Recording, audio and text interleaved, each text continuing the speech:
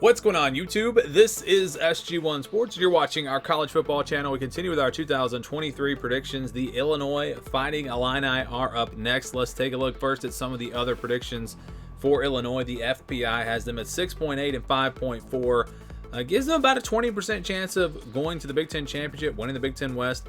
Athlon has them at 6 and 6. The over-under is at 6.5. So it seems like this team is expected to either go 6 and 6 or 7 and 5. My thoughts on this Illinois team: I think they're going to have a really good offensive line. I think they're going to have a good run game. Luke Altmaier, the transfer quarterback coming in from Ole Miss, will be interesting to see how well he plays. They've got Isaiah Williams at wide receiver, dynamic playmaker. I think they get him the ball a lot. Other than him, though, really kind of lacking at wide receiver. But yeah, this team's they're gonna lean on the run game, just like Brett and Bielema wants to do.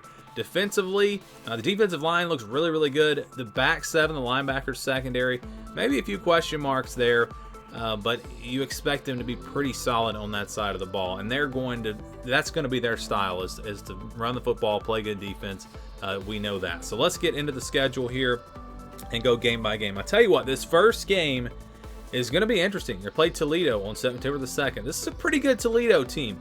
They've got a lot coming back this year, a really good offense, a spread attack. I think it's going to be tough for Illinois' defense to slow them down. I think where Illinois, though, will have the advantage in this game is they're going to be able to run the ball. They're going to play bully ball. They're going to hold on to it, milk the clock, and I think that's probably good enough to beat Toledo.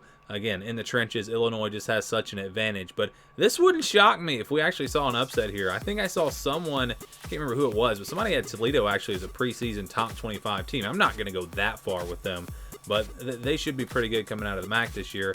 And so that's an interesting game there, but I think Illinois does take care of business. They win a pretty close one. Then you get Kansas the next week. Good news is it's a similar offense, and we facing that spread offense, dual threat quarterback.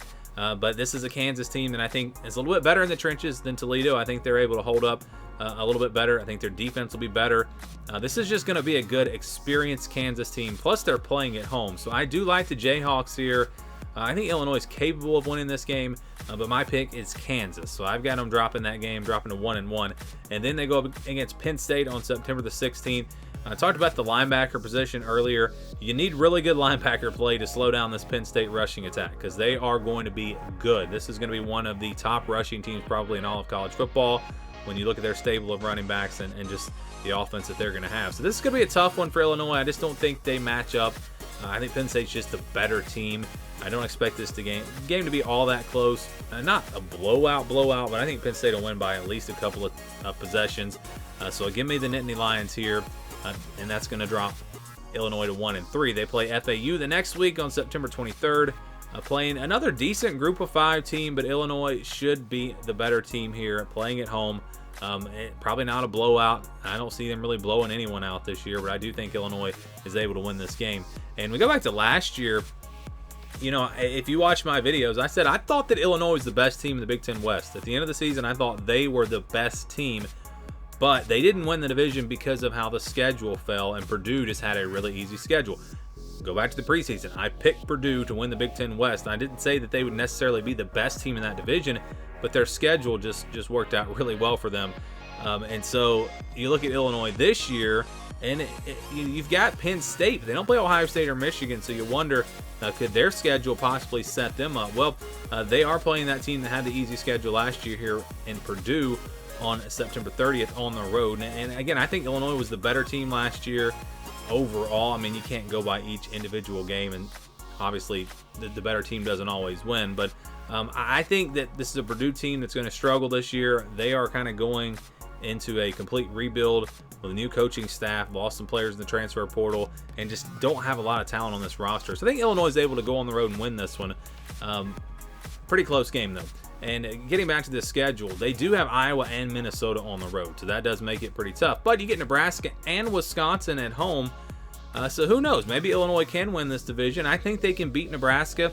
This should be a pretty even matchup. I think these rosters are fairly even. If Jeff Sims is a superstar at quarterback for Maryland, or for Nebraska, I should say, then I think Nebraska is probably going to win this game, and they're probably going to surprise people this year. I don't know if I'm going to go that far. I think he'll be solid for them. but I think Illinois, just their style of play and their ability to run the football is going to be enough to win this game. But a close one, very close game with a win over Nebraska. They play Maryland the next week on October the 14th. I talked about that defensive line for Illinois. Maybe they can get after the quarterback, get after Tagovailoa in this game. Maryland doesn't have a great offensive line, and so that's going to be a big advantage for Illinois. And I think they're able to go on the road and win this game. I've got them beating Maryland and getting a huge one there. So they get to 5-2. Maybe they're ranked in the top 25. You know, you're talking about wins over 3 conference opponents and both of your losses to possibly ranked teams. Maybe they're ranked here, but it's going to get tough. The schedule definitely gets tough with these next 3. They've got Wisconsin here at home. This is one that I really could see going either way. And I said these next 3, actually the next 4. I was getting Indiana and Iowa mixed up there. But yeah, Wisconsin going to be really good also at running the football, but they're going to be much more balanced this year. They should be able to, you know, they're going more to more of a spread offense. And I think their balance on offense is enough to get the win here. An Illinois defense that's going to have a great pass rush, going to have a great defensive line, but a linebacker is going to be able to hold up in the run game. Is the secondary going to be able to stop what I think will be a much improved Wisconsin passing attack? Probably a close game, probably fairly low scoring, but I'm going to go with Wisconsin to get this win. All right, next game is on the road at Minnesota, November the 4th. This is a pretty even matchup here. I think these teams are actually very even. If I had to say pick one of these 2 teams as far as who's the better team, you know, I don't even know. I don't know. I guess I might would give Minnesota a slight advantage, but home field advantage also going to be going in the favor of Minnesota, and I think that's going to be enough. I think Minnesota wins this game at home over Illinois, drops them to 5-4. Then they get Indiana the next week, November 11th at home.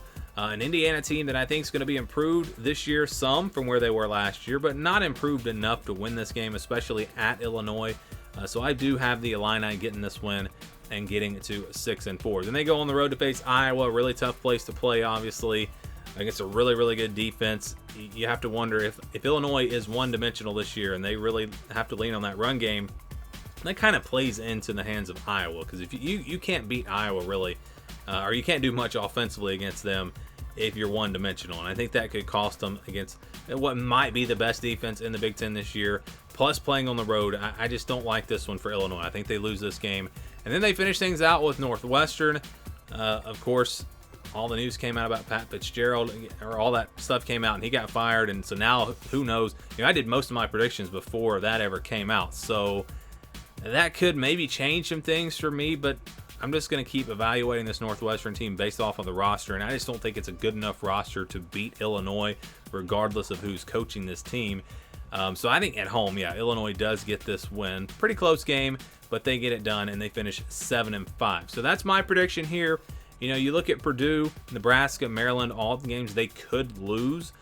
But you look at the losses here. Who are they going to beat out of those 5 teams? Maybe they can beat Kansas, maybe Wisconsin at home, Minnesota. I mean, it's going to be tough. So I think it's probably more likely if they go 6-6 than 8-4, which kind of lines up with the numbers we showed you at the beginning. But I think they're able to get to 7-5. I think they have a pretty good season this year. Again, Brett Bielema has proven that he can be a great coach, and I think that they're starting to build this team and this program into what he wants, and I think it's going to pay off, and I think they're, again, going to have a pretty good year at 7-5. Give me your predictions for Illinois down in the comments below.